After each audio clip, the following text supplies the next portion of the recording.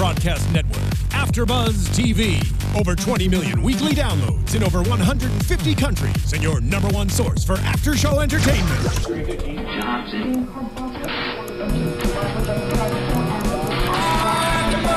AFTERBUZZ TV, the destination for TV superfans. Producing aftershows for over 300 of your favorite TV shows. Interviewing celebrities and showrunners. And bringing you behind-the-scenes exclusives. All thanks to E! Entertainment's Maria Menounos, producer Kevin Undergaro, and internet leader Akamai. Now, let the buzz begin! Hey. What?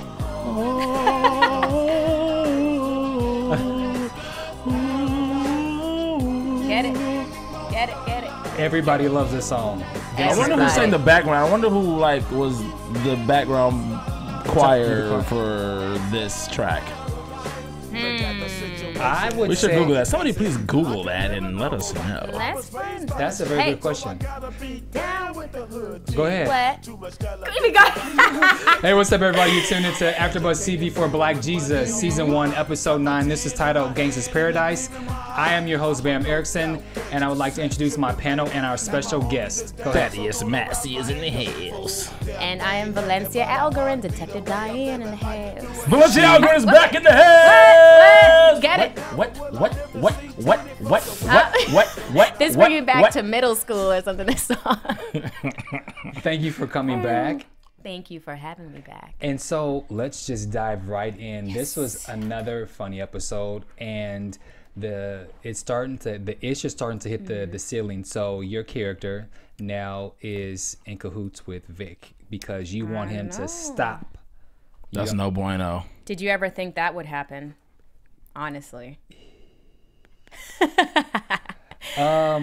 No, I did not. No, I was shocked actually when I read the script, and I was like, oh, okay, this is different. I mean, to me, this episode is all about lies and deceit, you know. And now Diane's involved in that. That's crazy. But what I did like was when you approach Vic about needing his help, Vic is true to his hood lifestyle environment. He was like, I would love to help you, but I'm not a snitch. And then obviously then when you said that your character said that you needed his help just to shut down the not the party, but the garden, the concert. Well, the concert, yes. The concert at the garden. Then then he was all in. So yeah, I was a little surprised. I mean, I think Dianne showed that she still has a little hood in her. She's about that life. If you mess with her, you know what I'm saying? Right. She showed a little side of that. She's about that life. You know, not only are you messing with her man, her relationship, the love of her life, but now you're messing with her career, her money. You know? So you mess with me, I mess with you. Let's go there. You knew she was about that life when she saw Lloyd walking down the street in them J's. She was like, "Oh, y'all didn't know. I know those are not I can run like that." J's. Well, let's go back to a couple episodes. So when I was gonna say Spider Trigger, but when Carlos Acuna and Marcelo was here, who played the Cholos, we didn't mention how we noticed you looked like you were running really quick, and then rumor was that you're actually a former track star where you were in track. I was gonna go to the Olympics. Our families were really athletic, and my dad trained me since I was very young to be like the next FloJo. Wow. That was my dream. That was my first dream, and on the side I did theater. And they came to see me at my high school, and I broke the record. But what happened? I did the triple jump. I landed, and I broke my knees. Done. I was supposed to go to the Olympics. I broke the record, but I also broke my knees. Wow. So, you know, where else was there to go but acts and come to Hollywood and be on Black Jesus? Yikes, you broke both knees. Well, when I landed, you know, when you're so hyped and everything, you know, I land and I was like, did I do it? So everybody was like, yeah, oh. That's what I heard. I'm like, what? And then I noticed I couldn't stand up. So my knees they went to the side. But, you know, I still have that love, that passion. So when they told me I was going to do a little bit of, you know, running, they were so shocked because they didn't realize I could run. And I didn't think I could still run like that. We were going uphill.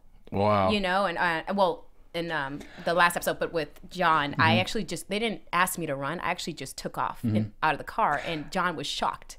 But I mean, John's old. Like, well, I didn't expect that to happen.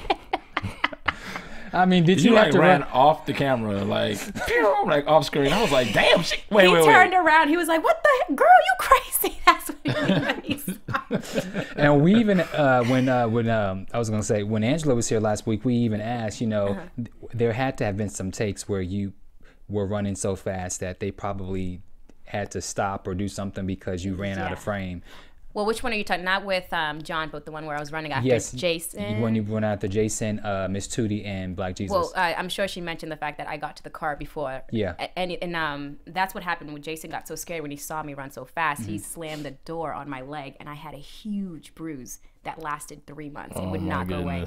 I didn't expect to get there that fast because it was uphill, and I was like, "What the hell? My legs are too fast for my body," and so they had me running like 15 times up and down the hill until I got really tired, and then they let them go first, and they were like, "All right, now release Dianne." I was like, "What the hell, guys? Like, I can't make it anymore."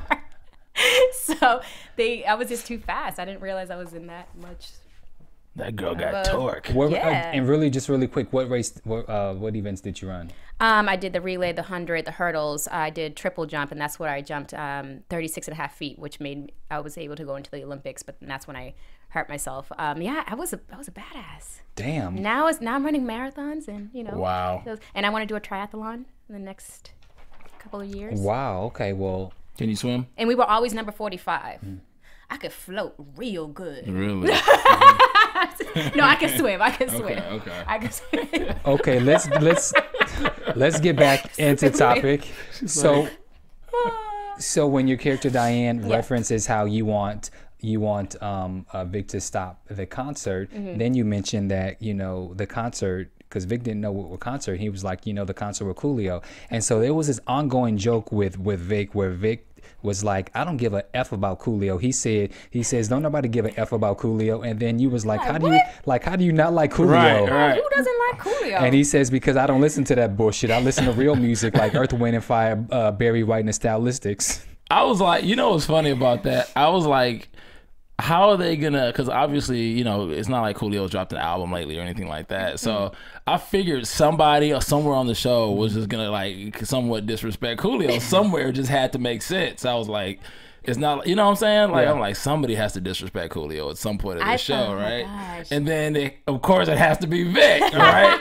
I'm like, okay. And then how they spun it was with the, like, I listen to real music, Earth, Wind and Fire. Barry, what did he say he listened to? I listen to real music. Barry White, the Stylistics. Barry White, the Stylistics. Yeah, that was funny. And it was just like, he doesn't listen to any kind of like hip hop or anything. He listens like real old school music. Old school. You can tell by his clothes. By his dresses, and he just thinks he's an old pimp. I thought it was brilliant to bring Coolio on the show for Gangsta's Paradise, because the way I look at it is, heaven is paradise, our community garden is paradise, and we got gangsters all up and in there, so it was perfect to bring him on and to try to sing the sing the song, and didn't happen though. It didn't. It was disappointing. Yeah. Were you guys really disappointed? I was disappointed, but I can't lie with what they replaced it with what's his name? Little Munchie man. Munchie T. Munchie T. What? That was hilarious. I don't look at lollipops the same anymore. Yo, if he wants to suck a dick, he can suck it. It's America. I'm surprised Booney took up for him like that. My favorite is when I saw that tomato, and you notice it was a red tomato, because we can't waste our green tomatoes. That's too. It was a red tomato. Yeah, it was a red tomato, but when that hit him in the head, oh my god! It didn't even break. It was like a rock that hit him upside the head. But he went for He was like, it was like thud. It was like thump. Let's just back up really quick. So the show opens up there at the community garden, and so now what I really like is you have Black Jesus, his crew, and then you got the Cholos, and they're all together. They're friends, and now they're all working. And so Black Jesus explains to them that they basically need $1.2 million in order to buy it, because they have to move out in a week. So Carlos Acuna's, I always forget who's Spider, who's Trigger. Spider is Carlos Acuna. Trigger is okay, makes sense because Trigger's right? Okay. So Spider is now translating to the Hispanics for Black Jesus, right, to let them know what's going on. So I thought that was really, really cool. And then I'm just thinking, like, doesn't Jesus speak every language? I think they. No. He does. And I thought about that too. I knew you guys were going to say that, and they actually considered doing that this season. But if we get a season 2, yes, which we find out very soon, since next week is our last episode. I think they'll have him speaking Spanish probably to me. Because even Fish said he asked how much would the cost be, and he even said that, in Spanish. So the fact that Black Jesus, he responded, so he clearly knows. He understands. But I think they wanted just to incorporate, Spider and all that to do that, and which I thought was clever as well. But you'll probably, if we get a season 2, I'm sure you'll see Jesus speaking every language.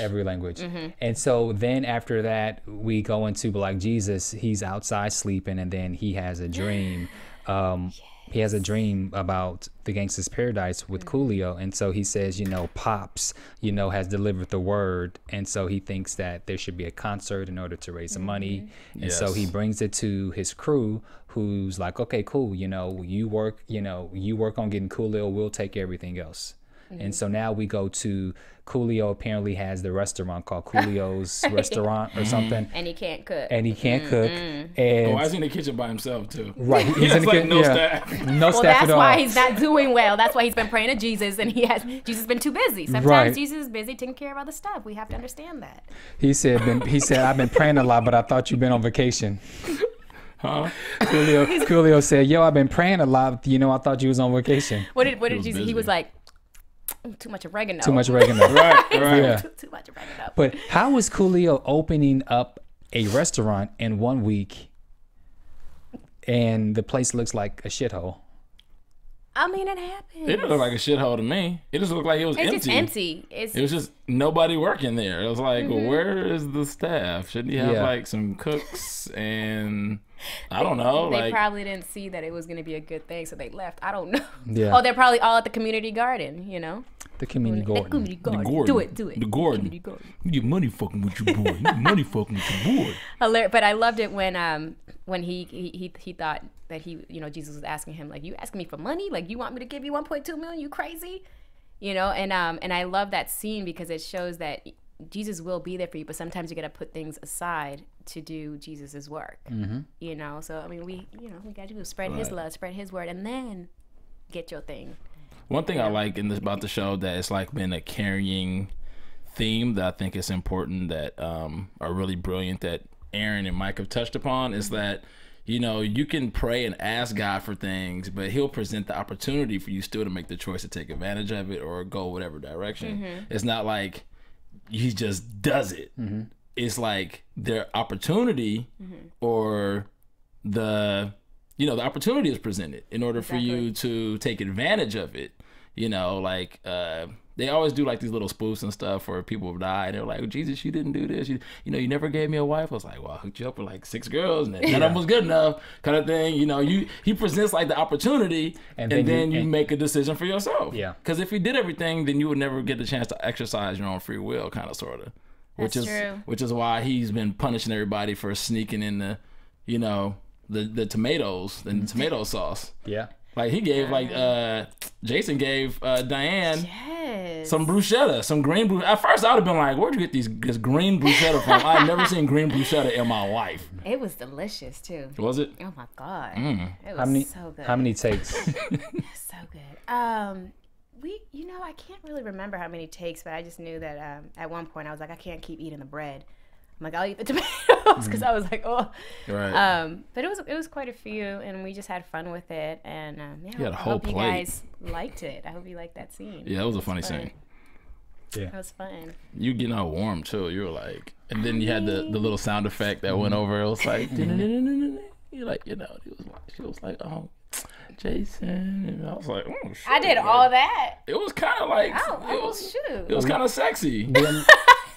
It was a kind of like, that's she didn't know what was, when I have some champagne, I get like that. Oh, I get a little sexy. Sean, champagne. Stop. I just said. Let's get back to Black Jesus. So, anyways, back at the garden. So now everyone is assigned their tasks. You have Max, who's in charge of tickets. The fellas are doing security, and Boone is the DJ, and he wants. Boone is out of control. Boone says, "Boy, let them hoes see my face so I can get them to come to my place." All he's worried about this whole episode is hoes. Hoes, I think that's hoes. just who he is. Yeah.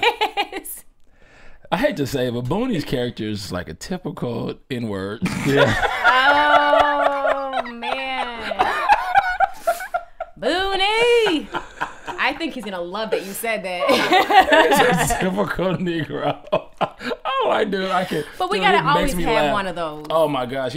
I'm always laughing. I never stop laughing because he plays some of the stereotypes up so big, like just in like the mannerisms and some of those stuff. A lot of it is ad-libbing too. That's just, that's what I'm saying. He plays it up. Corey plays it up. Corey's amazing. Like it's so funny.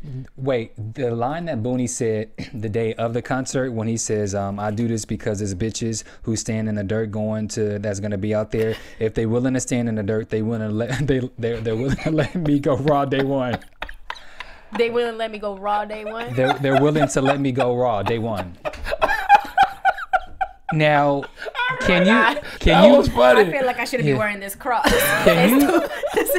Do you recall that being in the script, or is that all Corey? I think that's all Corey. That sounds like something Corey would come up with. And he does it. He's colorful. He's colorful on the show. He drops them lines, boy. He really does. What's funny about that is guys, and not just guys, but people, they actually make assessments based on certain things like that. Yeah. It's like, if she's willing to dance in the dirt, she'll let me go raw first. Like, that's real. So oh my God, you guys. That's really funny that when he said that, I remember that. I was busted. There's a lot of people that I know when they DVR it, they have to go back and rewatch Black Jesus because there's so many little jewels. Like you might have missed what he said and like, wait, what did it? So they have to rewind and they're like, oh my God, he's so crazy. And then even on Twitter, after they hashtag Black Jesus, they're quoting a lot of the lines, particularly from a lot of lines from Mrs. Tootie, Corey, and not Corey, but Booney, Vic. My favorite line that Miss Tootie's shop ain't closed when she said that. To Fish about getting some still. Yeah. Oh my God, that was my favorite. Well, the favorite line is when they said when Fish said to Miss Tootie, "Damn, Miss Tootie, you still." Right. You still F-U-C-K? And that they were having fun. That was all ad-libbed as well. Gotcha. Yeah. Okay. Okay. So after that, Boone wants his cousin Munchie T to open up. He said he went triple plastic. Not platinum. Plastic. He said he went triple plastic. That was funny. I mean, you can't get any more ghetto than that. It can't get any more ghetto than that. What is triple plastic? It's not yet gold or platinum. It's plastic. He was like on the street. On the street. Out your trunk. Out your trunk. You're right. Open your jacket. He done sold 3 plastic bags of his music, triple plastic. So Booney doesn't have a sound system because he had to give away for child support to sell it for child support. So now it was sold to somebody by the name of Greg. And so now you got Fish and you got the Cholos who's like, well, let's just jack them. Yeah, and I think that's one of the reasons why they failed at the end, because they went about it the wrong way. You know what I'm saying? God don't like ugly. Yeah. And they still went. They didn't even ask him. They still went and stole it. Even if they were gonna borrow it, they didn't ask. So I think that's why it failed for them. Right. That's my take on it. That's how if you're gonna do things ugly, God don't like ugly. I'm not gonna give it to you. It's gonna backfire. And I feel like that's what I got out of it. Which is clever to me. Then once they get to Greg's house to borrow it, then they notice that the camera, right? The camera. There was the baby monitor in there, and they decide to put on a mask. But you got Booney who's looking in the camera. He's like, drinking that ain't beer. on. That is some typical nigga shit. You know what was really funny also? What was really funny was when Munchie T was at the craft services. Yeah. Looking for snacks. He thought he was so big. I feel like that was like Aaron's poke at celebrities or actors or people who act like they're bigger than they really are. Definitely was. And they come on set and they're like, "Where are my all white Skittles at?" or some crap like that. What did he say? He's like, Munchie T don't eat this stuff. Right, Munchie T don't eat. And you know what I'm sitting there thinking? I was like, who is this nigga? I was like, is this? I actually had to go. I was like, am I watching the right show? I was like, who is this dude? Like, what is going on? Who's his character? I was like, is that Trey? Trey? No, it's not Trey. Like, who is that? Like, acting like he just was running stuff. And he wants hard lemonade. Exactly. Right. You know what's funny? Before we got to that scene when they were all together and he was like, oh, I could bring Munchie T on. And Maggie was like, oh, please don't bring Munchie T. So they kind of gave away that he's just too much. He's too full of himself. Right. He thinks he's all that. And he ain't shit, as we saw with the red tomato. Like... with the damn safari hat on. Just a side note, I have a cousin who's a rapper in the Bay Area. Is he like Munchie T? No. And we were shooting this thing for Spike Lee, and he came onto the set like, where my trailer? Where this? Where that? And I'm thinking to myself, nigga.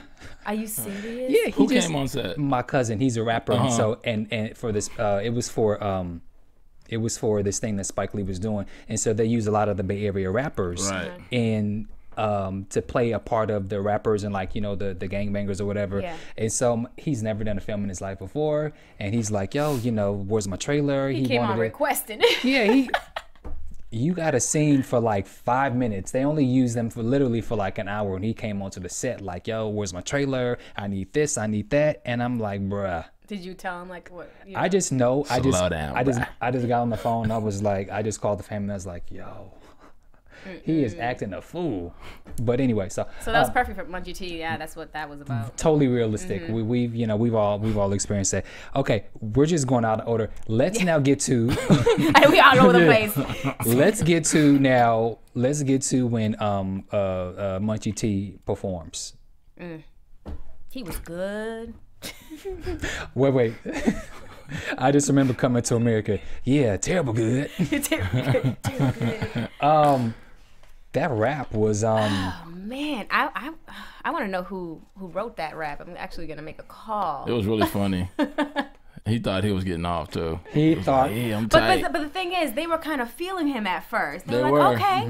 Okay, and then he said the whole lollipop thing, and I'll suck it. Right. And he said, yeah, you know, my lyrics and my rhymes so sick. If it looked like a lollipop, I might suck up. And then everybody's like, what the? And he was like, oh, what? He was like, I didn't mean to say that. I didn't mean to say that. And then Booney, look, if you want to suck it, that's it. If he wants, sorry guys, but you guys saw that episode, you know that shit was funny. And he was like, I can't believe Booney was on the mic and he actually was like defending his boy. Like he was like, no, this is America. He want to suck a dick, he can suck a dick. Like what? I mean, it is.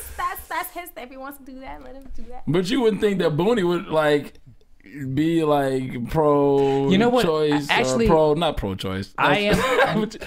You know what I mean? All for equality. You're not too surprised. I'm not too surprised because Booney has a good heart.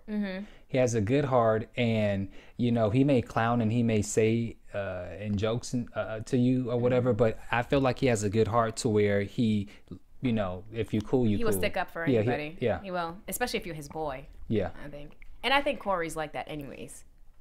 It's not too far. Fair enough. Right. Yeah. We love you, Corey. Corey is funny, dude. He is. Let's get to now Vic. So now Vic, you got Vic with the councilman. And so now they're trying to get this whole thing stopped. This councilman, DC Curry, man, this dude is a really funny guy. He just, I guess he's like the preacher. I was gonna say he's like a preacher. Yeah. Some like your uncle. Those two earrings just had me busting. Every time I see him come on with those two earrings, I just start busting up.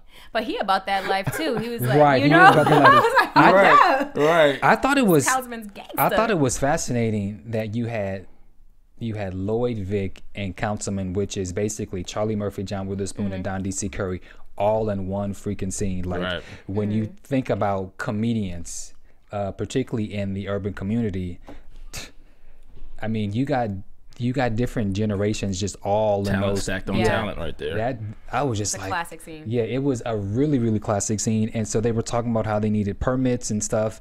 But you know, the Black Jesus and them kind of paid everyone off, and so they got everyone to work. And I even wondered how much of this was a part of the script and then how much was ad-lib, because they were like really going at it and stuff. And the whole Coolio thing was brought up again, where he even said something about the whole Coolio thing, and Vic was like, "Oh, who's Coolio? Oh, yeah, he just some nigga." Right. Yeah. He does not like a Coolio. He does not like Coolio. And then John Witherspoon's character was like, you know, I may not be into rap stuff, but Coolio, my boy. You know, like everybody is defending Coolio, whether if you're against this concert or not. Everybody is for Coolio, and I think that's really cool because Coolio was one of those rappers who, I don't believe he cursed. He was kind of like in the middle. He was kind of pop friendly, but he was gangsta. He had R&B. Yeah, he kind of rode the line. Yeah. And I really miss that kind of, rap. Yeah, we've got. He was like gangsta and mainstream at the same time. You know, I mean, do we have anything like that? I don't think we really have anything like that. I don't think we do. No. I wish we get that back. What did you guys think about when they were talking about how they're going to raise money because it's the internet, and the councilman talked about, you know, the Kickstarter, and then I thought Lloyd brought up a good point. He said, Kickstarter, it's like what I do on the streets, panhandling, but instead panhandling one person, you panhandle the whole world. Yeah, the whole world. And I thought, Lloyd is like savvy. It's like, how is he so aware of like all these vehicles that are available to the mass public? Well, if he's on the street, like it's not like he's running over a laptop or anything like that. Well, I think I remember in one episode he said that it's actually his choice to be on the street, but it's not that he doesn't have to be. He's very brilliant, which is what I love that they decided to go that way with Lloyd, because he can run anything. And then also Lloyd is a hustler. Like there's been times when he had to tell Vic, you know, I need you to put more minutes on my phone. So he is he's very aware. He knows Kickstarter. He knows. He's one of those guys where he always keeps one ear to the street. He always knows what's going on. Yeah, he's in the know. And he's always in the mix. He's always pops up at the right time for when stuff goes down. Which kind of showed that Vic is not very, Vic is up to date or whatever. He's trapped in like a time bubble. Yeah. Like he lives everything in the past based on, you know, probably his heyday when he was probably in his 20s or whatever. That's what he's like, you know, like he said, Earth, Wind and Fire, Barry White, all that. That was his, you know, stylistics. You know, when all that was hot, he hasn't grown up from then, pretty much. He's just been kind of coasting his life. You know, he likes dating women, but he hasn't, you know, he ain't married, he ain't got no kids. He's just a single guy living the life like he's still like 25 years old. Yeah. But he obviously isn't. I love that the writing is so current too, like mentioning Kickstarter, because everybody's doing that. Right. So I mean, I think that's really clever. That's really, really clever. The consensus of this conversation is Councilman says the way to stop this concert is if you get rappers to beef against each other. Once they beef, they come and confront, and then that'll shut the whole thing down. And that's the truth. That's how. Yeah, that's the truth. It's been happening for years, unfortunately. Yep. Unfortunately. Source Awards. So there you go. The Source Awards. So I love that this brings light to stuff. When was the last time there was a Source Awards? I don't know, but when I was talking to Michelle one time, we were talking about the Source Awards, and that was the whole R&B Divas LA. Stop laughing. But we were talking about the Source Awards, and with Suge Knight and Biggie and Puff. They got ugly. That's what I'm saying. When was the last time there was a Source Awards? Hell, I don't know. That's what I'm saying. They don't have a Source Awards. That's what I'm talking about. It's been a long time. Because it got ugly the last time, right? Yeah, because niggas don't know how to act. We can have something if y'all learn how to behave. So this show brings a lot of light to the issues of society. Exactly. So that's good. I like that. But yeah, he's gangster. He's like, listen, let me call my boy. I can tell him, he's like, yo, you know, he's been talking shit about you. Right. I was like, what? There were some messages in that whole situation too, because then you have like young Lil who comes with this beef. You know, they conspire. It's like one of the messages is where we hurt ourselves in our own community. You know, you can't blame everything on the man. We do a lot to harm ourselves, to keep ourselves from coming up, right? Then another message is you got a younger guy who's not respecting his elder. Like, there's no respect. And then, how are you gonna disrespect somebody who's, I don't know how many years older than your whole generation, for you. Right? That's helped pave the way, and there's just like no respect. But that's how it is now, anyway. Exactly. That's how it is. That's like a couple good messages that they. It's a lot of great. It's a lot of great messages, and then the whole fact of how we hear one thing and we never go to the source. That's in media. That's in friendships. Councilman goes and calls up Young Little and says that Coolio's been talking smack about you. The rap was that his rap was whack, that his name was the dumbest shit ever heard, talking about his mom. His mama got a mustache and she got her thumb got stains. So it's just like he hears all this information and then he just goes, and now he goes to the concert, and now he wants to confront him without even trying to figure out, is this actual information? Is this information true? Well, it's very impulsive, and a lot of people are impulsive nowadays. Yeah, they just want to shoot, and that's the first thing he does. He pulls out a gun. You know, that's what makes him strong. I'm surprised he didn't have a crew. I mean, he came up there with the councilman, and I mean, that was his crew. That was his crew. Yeah. There was a couple there was like 2 homeboys in the back. That you had like were there? There was 2 homeboys in the back. Then you had Vic. You had Vic, and you had the councilman. And Lloyd was there as well. And too. Of course, Lloyd was there as well. He wasn't gonna miss anything. You know, he don't miss a beat. Lloyd misses nothing. Nothing. And I love how he had, when Jesus came, it's like he became a little kid. He's like, oh my God, Dad's here. Right. He was like, oh shit. It was brilliant. Yeah. And he's like, that's my nigga, that's my boy. Yeah. He said, Jesus, that's my nigga. And he's like, and then Jesus is like, man, he got my face on his neck. Yeah. Right. I fell out on that part. And totally, that was funny. And totally shut it down. So what did you guys think about the whole thing? So once the whole collision, we talked about it just a little bit, but you had Young Little arrives and now trying to confront. You got Fish, who's trying to, he's like, get the cholos. Which I loved that, because you always see Fish, you know, so tough and being bad. And when Lil came, you know, he was like, all right, wait. Yeah. But you notice that when the gun went off, he didn't even move. He was just like, that don't affect me. That don't faze me. Good point. You're right. Everybody else can. Fish. But he's just like, pfft. Well, fish.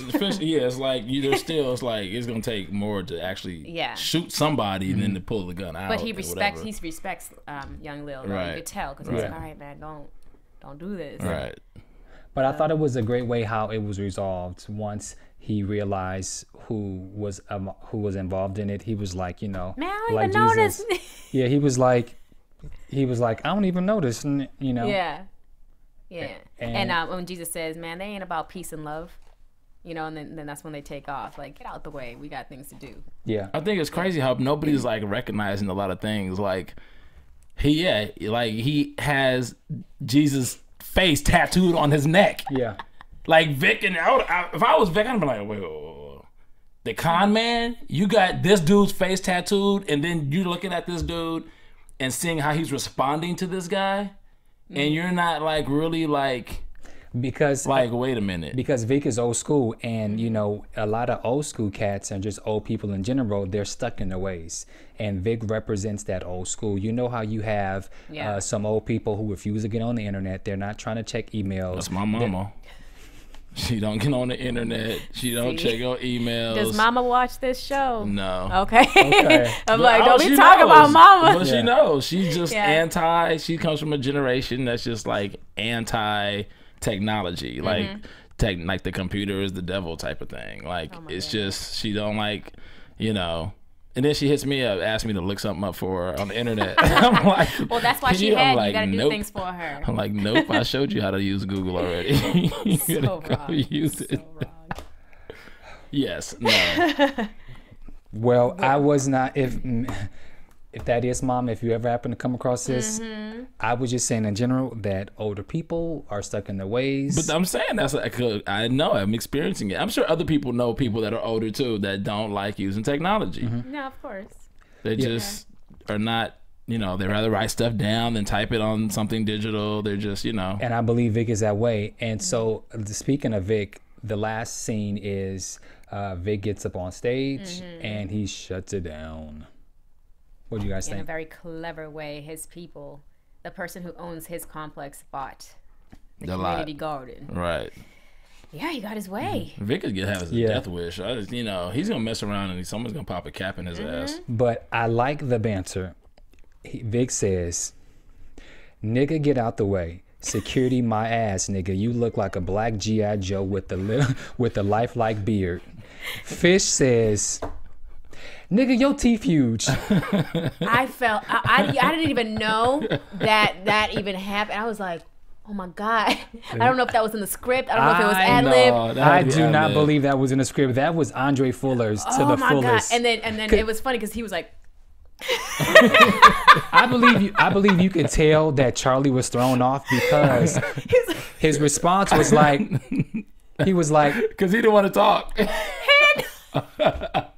I'm actually gonna go back and look to see if that was it because that was watch Charlie's reaction. It was like, and he just he had no E, and then he went right back to what he was gonna say. He's like, whatever, nigga. Anyways, this is my lie. But and which makes sense because there had to have been a reason why the property manager showed up in a couple episodes before. So basically, they bought the lot and they're going to make it into a parking lot. And so then you have the cops come. The cops come. 5150. And they are trying to 5150 Jesus. Yeah. Which is what Dianne told Vic. Yeah. And so Fish gets a call from Trigger saying, "Get him out of there." And so now Black Jesus is on the run. Dun, dun, dun, dun. He's like, what's going on? What's going on? Yeah. Yep. And so he's on the run. Before we go into predictions, let's talk about you. Yeah. You've been very, very busy. I have. You've been very, very busy. You just recently shot an episode of Inside LA. Yes, with LL Cool J. I had the biggest crush on him back in the day. Did you get a pic? Yes, I did. I will be tweeting that soon. And he was great. My gosh, it was fun. You'll get to see a whole new side of me. What up? It's gonna be episode 4. So they started. Oh, damn. They started on the 29th. So 3 more episodes. Yeah. Yeah, because they just had the premiere this past week. And we actually shot it in Santa Clarita. It was hot. Okay. 110 degrees out there, boy. Wow. Okay. Hot. Then let's also talk about you presented at the Jeremy Bolden Radio Music Awards. Well, I presented at the Living Legends Award this Living Saturday. Legend, yeah, I presented the Jerry Bolden Radio Music Award to Andre Russell, which was such an honor.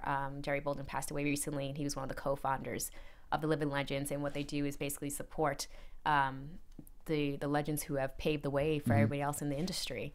It's a fantastic foundation, an event. So it was my first time presenting an award, and I was so honored, and I did good. Nice. I did good. I got all my lines right. So it was cool to arrive somewhere and everybody knew who I was. That's what's up. How was it? How was it being recognized for playing Dianne on Black Jesus? Oh man, it's really pretty damn cool. That people are actually loving your work. Yeah.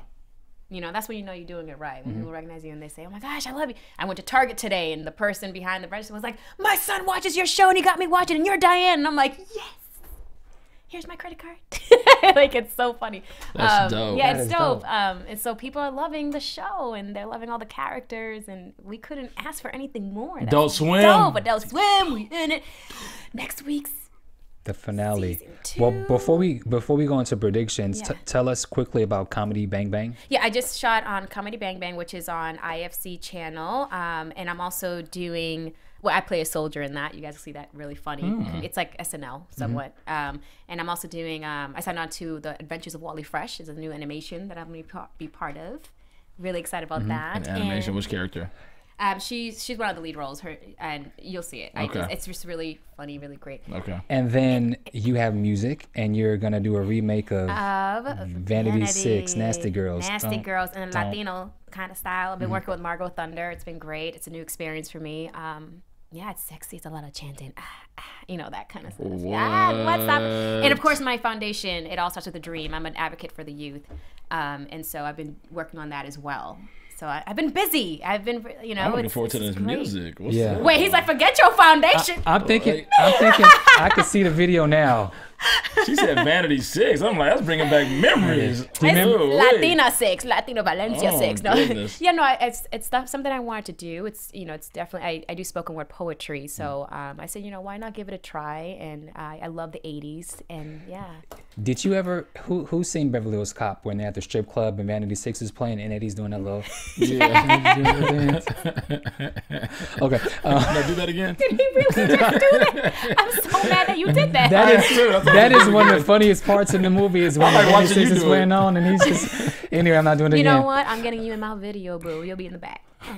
Just doing that right there with a straight face. Oh, don't blush now, man. We got that on video. So you got it on video. All right, you caught me in one of my rare moods. Yeah. And then just really quick, just a little trivia. When they shot the original pilot to Black Jesus, you were actually in the original pilot. Yes, I'm part of the original, which we didn't talk about last time. And they added actually a lot. Fish's character, Angela's character, Maggie's character. They added a lot of new people, but I was part of the original cast, and we were so happy when we heard that we got greenlit. And then, how long ago did you guys shoot the original pilot? Oh my gosh! So it's been almost close to 2 years, I would say, close to 2 years ago. And Charlie Murphy and John Witherspoon was in the original pilot. Yes, Charlie, John, Antoine, me, Slink. Yeah. Okay. Obviously.